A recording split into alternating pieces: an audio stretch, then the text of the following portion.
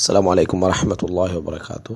ஒரு சகோதரர் ரபியுல் அவ்வல் மாதத்தில் ரசூலுல்லாஹி ஸல்லல்லாஹு அலைஹி வஸல்லம் அவர்களுடைய சீராக்களை படிப்பித்து அதே போல் மக்களுக்கு ஆர்வம் மூட்டி அதை படிப்பிக்கிற அந்த நேரத்தில் அதுக்கு பின்னால் ஒரு சாப்பாடு கொடுத்து இப்படியே நம்ம அந்த மாதத்தை பயன்படுத்தலாமா அப்படின்னு சொல்லி கேட்குறாரு.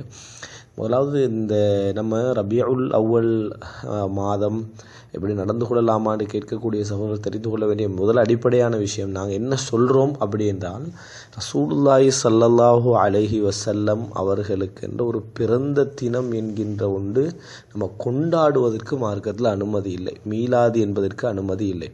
எனவே மீலாது கொண்டாடுதல் என்ற அடிப்படையில் தான் இந்த ரபியுல் மாதம் புனிதப்படுத்தப்படுது. இந்த ரபியுல் மாதத்தில் 12ஆம் நாள் புனிதப்படுத்தப்படுது. திங்கட்கிழமை புனிதப்படுத்தப்படுவதெல்லாம் இதை அடிப்படையாக வைத்துத்தான். எனவே நாங்கள் அடிப்படையாக என்ன சொல்கிறோம்னு சொன்னால், இதுக்கு மார்க்க ரீதியாக எந்த ஒரு முகாந்தரமும் இல்லை. ரசூலுல்லாஹி ஸல்லல்லாஹு அலைஹி வஸல்லம் அப்படி செய்ய சொல்லவும் இல்லை, ரசூல் ஸல்லல்லாஹு அலைஹி வஸல்லம் அப்படி செய்யவும் இல்லை, சஹாபாக்கள் அப்படி செய்யவும் இல்லை. எனவே இது பிற்காலத்தில் 4-5ஆம் நூற்றாண்டுக்கு பின்னால் ஏற்படுத்தப்பட்ட ஒரு பித்அத் அப்படின்ட்டு நம்ம சொல்கிறோம். இந்த மாதிரியாக மஹப்பத்தை வெளிப்படுத்துவதற்கு நபித்தோழர்கள் இதைவிட மஹப்பத்தை வெளிப்படுத்துறதுல ஆர்வமாக இருந்தவர்கள் இப்படியான ஒரு மஹப்பத்து முறையை கடைபிடிக்கலைன்றோம். எனவே நம்ம என்ன புரிஞ்சுக்கிறோம்னா, அந்த பிறந்த தினம் என்பதன் காரணமாக, பிறந்த மாதம் என்பதன் காரணமாக நம்ம என்ன விசேஷத்தை நம்ம இதில் கொடுத்தாலும் சரி, அது தவறு. ரசூலுல்லாஹி ஸல்லல்லாஹு அலைஹி வஸல்லம் அவர்கள் சொல்வது போல, ரசூல் ஸல்லல்லாஹு அலைஹி வஸல்லம் நான் பிறந்த தினம் இது, அதனால் நான் இந்த நாளில் என்ன செய்கிறேன், நோன்பு பிடிக்கிறேன். ரசூல் ஸல்லல்லாஹு அலைஹி வஸல்லம் அவங்க திங்கக்கிழமை என்ன செய்கிறாங்க, சொல்கிறாங்க.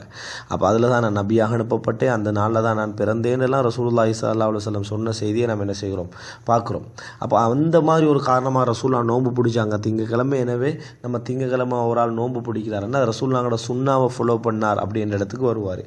இது அல்லாத எந்த செயல்பாடும், இந்த பிறந்ததன் காரணமாக இந்த மாதத்தை சிறப்புப்படுத்துகிறதோ, பிறந்ததன் காரணமாக இந்த மாதத்தில் கொண்டாடுறதோ, பிறந்ததன் காரணமாக இந்த மாதத்தில் ரசூல் ஸல்லல்லாஹு அலைஹி வஸல்லம் அவர்களோட சீரா படிப்பிக்கிறதோ எதுவாக இருந்தாலும் சரி, இது மார்க்க அடிப்படையற்ற செயல்.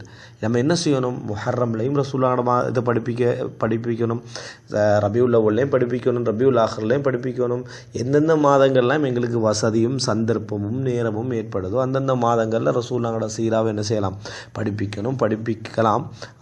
அதுதான் அதாவது அனுமதியை தவிர, இதற்காக வேண்டி ரபியுல் மாதத்தில் ஸ்பெஷலாக செய்யக்கூடிய எந்த காரியமாக இருந்தாலும் அது மார்க்க அடிப்படையற்ற செயல் என்பதை தான் நம்ம என்ன செய்யணும், புரிந்து கொள்ள வேண்டும்.